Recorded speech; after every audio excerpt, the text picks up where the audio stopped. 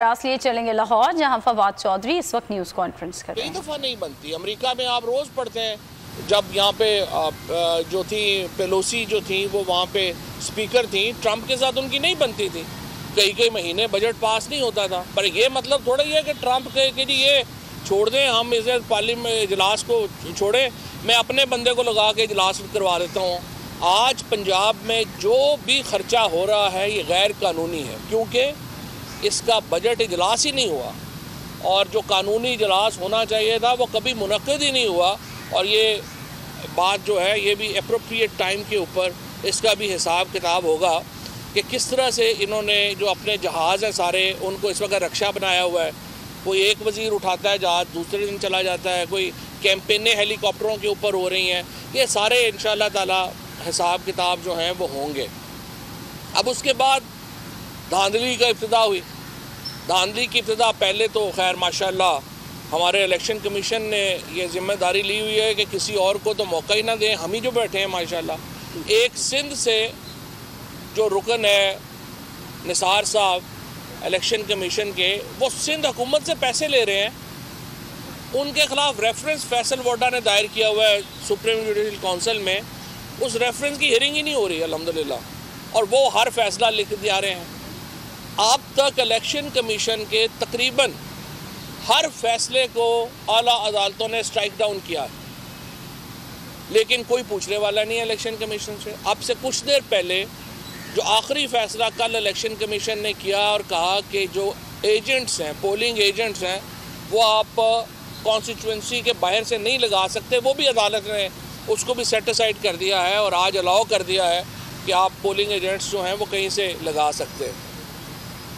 और इससे पहले भी एक सीरीज आपने देखा कि 5 अरकान जो हमारे मखसूस नशिस्तों पे थे, वो 1 महीना इलेक्शन कमीशन ने उनका नोटिफिकेशन डिले किया कि कहीं हमजा शहजादा साहब को कोई प्रॉब्लम ना हो जाए।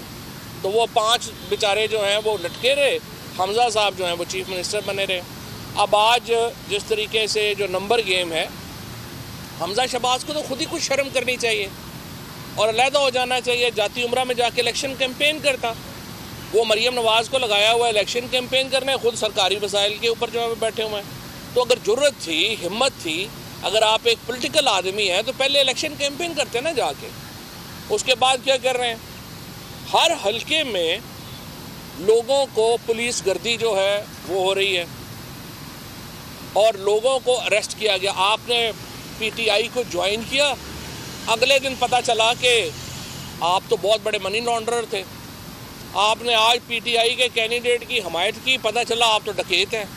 आपने PTI के कैंडिडेट की हमायत की, आपका जो शादी का जो आपने मार्की लगी हुई है वो जो 20 साल से चल रही है वो इलीगल नक्शे के ऊपर बनी हुई है, और उसके ऊपर कार्रवाइयाँ शुरू कर दो।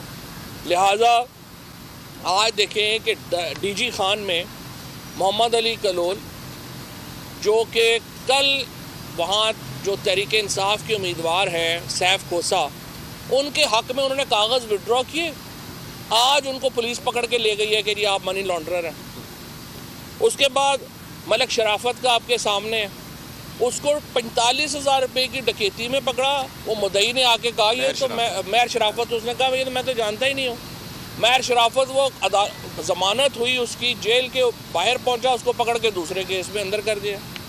उसके बाद आज खालिद सिंधु जिसको अरेस्ट किया गया, और जो यहाँ के है हमारे CCPO, वो इतने सुहेल जो है वो इतना एफिशिएंट है माशाल्लाह। DIG ऑपरेशंस, वो DIG ऑपरेशन इतना एफिशिएंट है कि वो मीडिया वालों को खुद जो है वो भेजी जा रहा है वीडियो के, देखे मेरी कस्टडी में इसने ये बयान दे दिया है।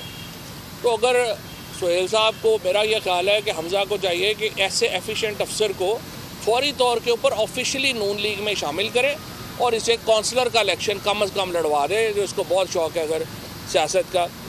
उसके ऊपर जो है वो उन्होंने बयान दे दिया। इसी तरह से मुजफ्फरगढ़ में जाम रजब जो थे वो यासर जतोई के साथ, उन्होंने यूनियन काउंसिल नाज़म थे, चेयरमैन थे, उन्होंने यूं ही यासर जतोई की हमायत का ऐलान किया, उसको पकड़ के जो है वो अंदर कर दिया।